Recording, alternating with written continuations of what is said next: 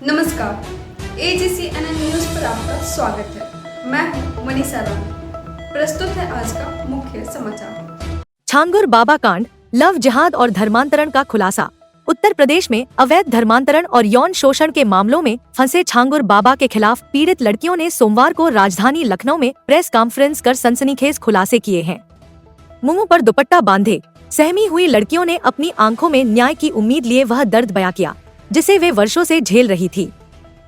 लखनऊ, सहारनपुर और औरैया की रहने वाली पीड़िताओं ने बताया कि छांगुर बाबा और उसके नेटवर्क ने उन्हें प्रेमजाल में फंसाकर न सिर्फ धर्मांतरण करवाया बल्कि शारीरिक और मानसिक शोषण का भी शिकार बनाया। लखनऊ की एक पीड़िता ने दावा किया कि बाबा के खिलाफ मुकदमा दर्ज होने के बावजूद 2 और लड़कियों का हाल ही में जबरन धर्मांतरण कराया गया है। पीड़िता के मुताबिक यह सिर्फ एक बाबा नहीं बल्कि एक संगठित सिंडिकेट है जो सोशल मीडिया के जरिए मासूम लड़कियों को निशाना बनाता है। अब तक इस गिरोह ने 5000 से ज्यादा अवैध धर्मांतरण कराए हैं। नेपाल इस सिंडिकेट की अहम कड़ी है, जहां से ISI से संपर्क भी जुड़ा है। पीड़िताओं ने इस दौरान पुलिस पर भी गंभीर आरोप लगाए।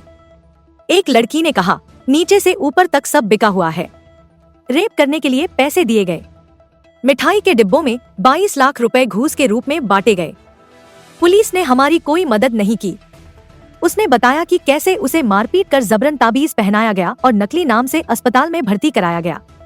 एक अन्य लड़की ने कहा कि उसे सोशल मीडिया के जरिए एक युवक ने फंसाया जो खुद को हिंदू बता रहा था लेकिन असल में मुस्लिम था। वो खुद को राजू राठौर कहता था पर उसका असली नाम राशिद था। सऊदी ले जाकर नौकरी का झांसा दिया लेकिन वहां जाकर हकीकत सामने आई। औरैया की रहने वाली एक अन्य पीड़िता ने बताया कि उसके आरोपी ने उसकी मां को झांसा देकर पापा की शराब की लत छुड़ाने का दावा किया था। धीरे धीरे वो उनके घर आने जाने लगा और फिर पीड़िता के अश्लील वीडियो बनाकर ब्लैकमेल करने लगा। आरोपी मेराज अंसारी नाम का है और उसका कनेक्शन छांगुर बाबा से है। वीडियो कॉल पर छांगुर ने उसका नाम बदलकर जैनब रख दिया था। हिंदूवादी नेता गोपाल राय की मौजूदगी में प्रेस कॉन्फ्रेंस के दौरान सभी पीड़िताओं ने मुख्यमंत्री योगी आदित्यनाथ से भावुक अपील की। हमें बचा लीजिए योगी जी, हमें इंसाफ चाहिए। घर वापसी करने वाली लड़कियों को लगातार धमकियां मिल रही हैं। कई की जान खतरे में है। छांगुर बाबा हमें जान से मारने की धमकी देता है। इस गंदे गिरोह को खत्म किया जाना चाहिए। इन बयानों ने छांगुर बाबा के नेटवर्क और पुलिस प्रशासन की कार्यप्रणाली पर कई सवाल खड़े कर दिए हैं। ये 2019 से स्टार्ट हुआ था। अक्टूबर 2019 में मेरी बहन गई है और उसके बाद अक्टूबर के बाद ना तो उसके मैसेज से, उसके फ़ोन से केवल मैसेज से अक्टूबर के लास्ट में बात हुई है और रिवर्ट जो आते थे उसके वो अलग, स्पेलिंग उसकी बहुत चेंज होती थी। जैसे टाइपिंग मेरी बहन करती थी वो टाइपिंग ही नहीं होती थी।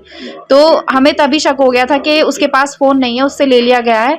और उसके बाद उसकी कोई कॉल तो आई ही नहीं, खाली मैसेज में ही बात हुई और अक्टूबर के बाद उससे मैसेज में भी बात नहीं हुई मेरी।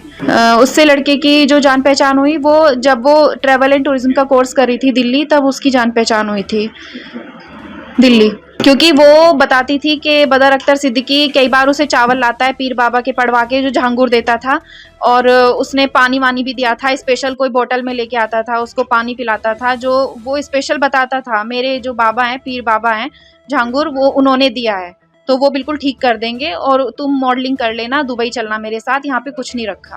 किसी और एक और लड़की है जो पीड़िता है, उसके घर वालों, उसके वकील का हमारे पास कॉल आया था कि तुम्हारी लड़की के साथ क्या हुआ है। तो पहले तो हमें डाउट हुआ, हो सकता है बदर अख्तर सिद्दीकी की फैमिली वाले ही जानना चाह रहे हों, लेकिन फिर बाद में पता चला कि उनकी भी लड़की गायब है। और इससे अलग जो कंप्लेंट हो रखी हैं वो कम से कम 7-8 लड़कियों की कंप्लेंट है जो हिंदू ही हैं और ज़्यादातर 18-19 साल से 25 साल के बीच की ही थी।